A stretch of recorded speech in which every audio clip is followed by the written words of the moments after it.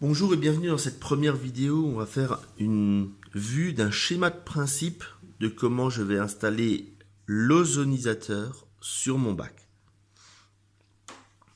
Donc dans un premier temps, je vais vous présenter le matériel qui va être en place. Donc ici, j'ai mon module d'ozone. Donc c'est lui qui va me créer mon ozone.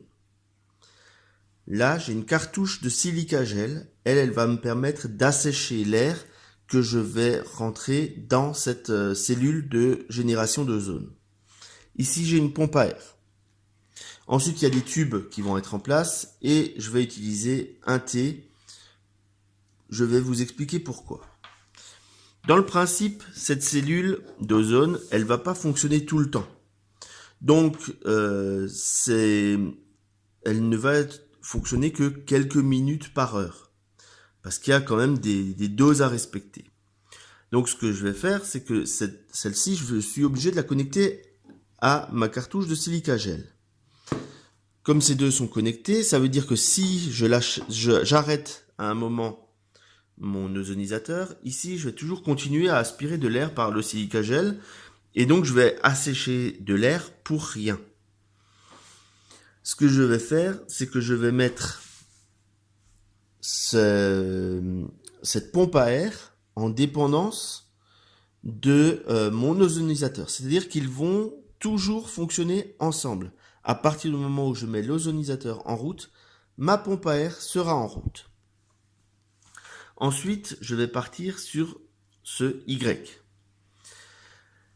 À la fin ici de ma cartouche de génération d'ozone. Pourquoi? C'est tout simplement parce que si je suis en période de création d'ozone, je vais souffler ici.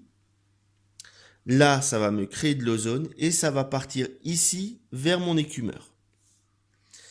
Cette ouverture-là va me permettre d'aspirer de l'air quand ici ce sera fermé, puisque là, à l'entrée, j'ai un anti-retour.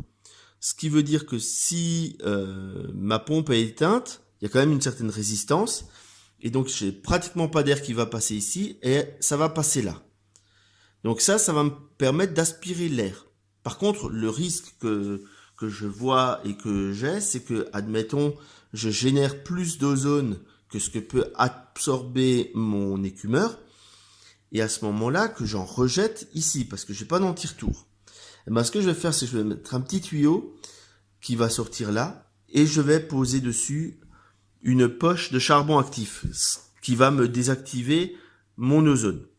Et sur le couvercle de mon écumeur, je vais poser du charbon actif là encore et une fois de plus, là aussi, ça va me désactiver mon ozone qui serait éventuellement pas utilisé.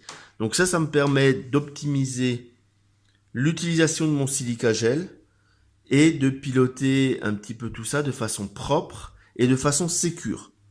Voilà mon schéma de principe de montage. J'espère que ça vous a plu, qui viendra donc en illustration d'un article un peu plus complet sur l'ozone.